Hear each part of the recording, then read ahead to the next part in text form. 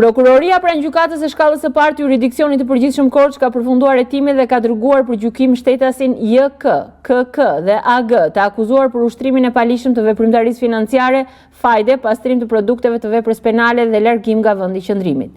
Sipas organit të akuzës, hetimet në kuadër të procedimit penal numër 357, fraksion 2024, zbuluan se shtetasi JK ndonse në masën e sigurimit arrest në shtëpi largoi çdo ditë nga banesa duke vijuar aktivitetin kriminal. Ai rezultoni dënuar më parë për vepra të rënda penale, përfshi trafikim dhe prodhim të narkotikëve.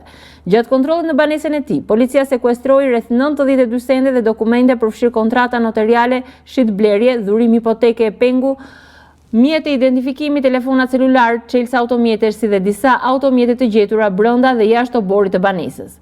Nga hetimet rezultoi se JK në bashkëpunim me KK dhe AG ushtronin në mënyrë të përsëritur dhe të organizuar veprimtari kredidhënie pa licencë nga Banka e Shqipërisë duke maskuar fajden me kontrata formale, huaje, shitblerje apo dhurimi.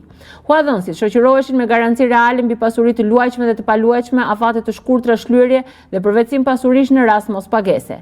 Sipas të dhënave nga ASHK, të pandehurit kanë përvetësuar pasuri me vlerë shumë herë më të lartë se shumat e dhëna borxh, ku vetëm vlera e provuar e parave të dhëna me fajde kap shifrën mbi 200.000 euro. Në shumë raste, për borxhet relativisht të vogla, janë kaluar në pronësi automjete apo pasuri të paluajshme me vlerë disa herë më të mëdha.